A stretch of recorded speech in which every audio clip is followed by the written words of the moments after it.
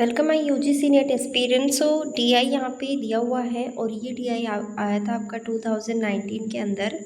सो इसके जो क्वेश्चंस है वो 5 क्वेश्चंस है। ईच क्वेश्चन 2 मार्क्स का होता है इसमें डीआई में, और हम इस डीआई को सॉल्व करने वाले हैं।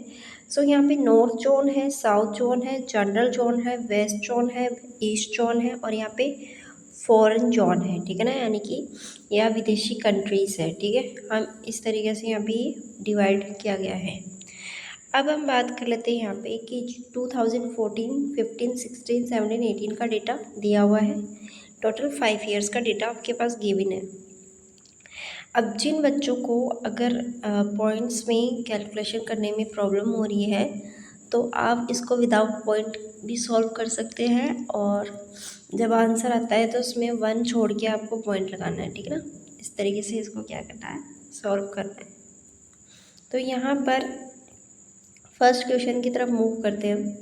During the period 2014 and 2018 which John exhibits cycle variables. अब देखो यहाँ पे क्या बोल रहा है कि जो चक्रीय, साइकिल का मतलब होता है चक्रीय। अब बताओ कि चक्रीय वेरिएशन मतलब कि एक परिवर्तन होता है, चक्रीय परिवर्तन। तो उसके बारे में बोला गया है कि कौन से जॉन में चक्रीय परिवर्तन हो रहा है वो आपको यहाँ पे बताना है। इन चारों में से ऑप्शन बताना है। ये क्वेश्चन आपका ऑब्जर्व करके ही आपको मिल सकता है। देखो चक्रीय साइकिल जो वेरिएशन होता है उसमें क्या होता है, एकदम से संख्या इंक्रीज होती है, फिर डिक्रीज होती है, फिर इंक्रीज होता है, फिर डाउन होता है, फिर इंक्रीज होती है। तो बताओ कौन से में आपको है जो इस तरीके से, इस टाइप से पैटर्न आपको देखने को मिल रहा है। वैसे देखा जाए तो ऑप्शन में ईस्ट जोन है, तो हम सबसे पहले ईस्ट जोन की बात कर लेते हैं। यहाँ पे ईस्ट जोन ये दिया हुआ है, इसमें देखो पहले बढ़ गया, फिर डाउन आ गया, फिर बढ़ गया, फिर डाउन आ गया, फिर बढ़ गया। तो मतलब कि ये जो है इसका राइट आंसर है ईस्ट जोन का, यानी कि option number A is correct. ठीक है, अब हम बात कर लेते हैं कि which was a students from east zone had a maximum representation percentage in the total student strength in the university। अब देखो यहाँ पे बोला है कि जो आपको मैक्सिमम यहाँ पे है वो रिप्रेजेंटेशन परसेंटेज के अंदर बताना है स्टूडेंट्स का, और ये ईस्ट जोन में आपको बताना है, ठीक है ना, कि कौन से साल में इसमें है जो ज़्यादा जो है ओवरऑल स्ट्रेंथ रही थी स्टूडेंट्स की। तो चलते हैं अपने क्वेश्चन की तरफ।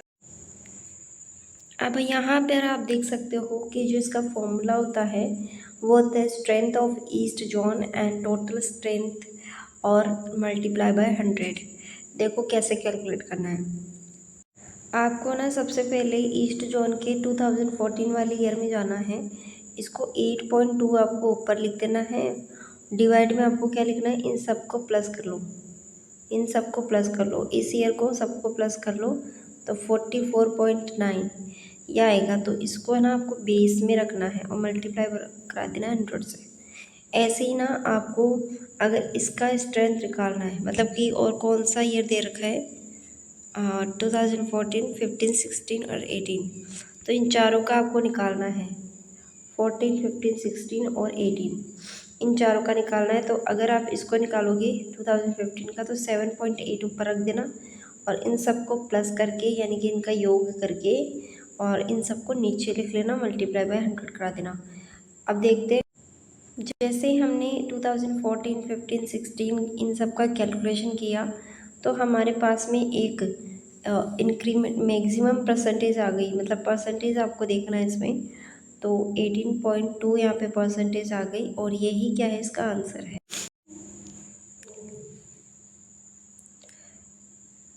Next question, which country students has register overall maximum growth rate. तो आपको इसको ग्रोथ रेट निकालना है इन सब कंट्रीज़ का 2014 और 2018 का।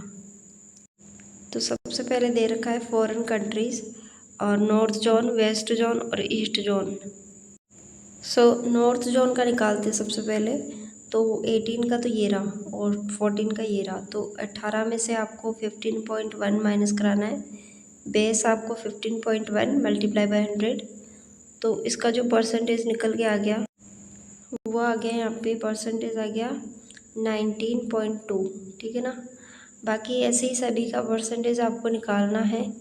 और जैसे आप निकालोगे तो यहाँ पर जो आंसर है ऑप्शन नंबर ए आ रहा है। ए में क्या है, फॉरेन कंट्रीज़, फॉरेन कंट्रीज़ का सबसे ज़्यादा आ रहा है। कैसे निकालना है फॉरेन कंट्रीज़ का, जैसे 2018 का दे रखा है 2.5, फिर इसमें से माइनस करा देना है 1.2, फिर डिवाइड में 1.2 और मल्टीप्लाई बाय 100। जैसे आप कराओगे इसका आंसर आ जाएगा। आंसर में आप देख सकते हो यहाँ पे जो है फॉरेन कंट्रीज़ का ये आ गया यहाँ पे 108%, सबसे ज़्यादा परसेंटेज इसी की है। तो इस तरीके से आपको वहाँ पे कैलकुलेशन करना होगा। और अगर आप सॉल्वर पेपर्स बाय करना चाहते हो तो आप मुझसे व्हाट्सएप मैसेज पे सॉल्वर पेपर्स लिख के बाय कर सकते हैं। Next question, what is the mean of annual growth rate, यानी कि एवरेज ग्रोथ रेट आपको यहाँ पे फाइंड आउट करना है students strength of north zone. तो नॉर्थ जोन के अंदर आपको इन सभी का आपको कैलकुलेशन करना पड़ेगा। बहुत लंबा कैलकुलेशन है, देखो मैं बता देती हूँ किस तरीके से आपको करना है। यहाँ पे इस क्वेश्चन में आपको क्या करना है, जैसे मान लो कि 16.2 है तो 16.2 माइनस आपको ये वाला ईयर को घटा देना है 15.1 और बेस में आपको क्या लिखना है 15.1। क्लियर है, इस तरीके से आपको करना है और 100 करा देना है। नहीं समझ में आया दोबारा से बता देती हूँ। इसमें क्या है ना, आपको 4 ईयर्स का निकालना है, मतलब कि जैसे ये वाला ईयर है तो 16.2 माइनस करा देना है 15.1 और डिवाइड में आएगा 15.1 मल्टीप्लाई बाय 100। जैसे ही कराओगे, नेक्स्ट और समझा देती हूँ। ये जैसे आपको ये वाला ईयर लेना है, ठीक है ना, ये वाला ईयर का आपको निकालना है तो 17.2 माइनस 16.2 डिवाइड में जाएगा 16.2 मल्टीप्लाई बाय 100।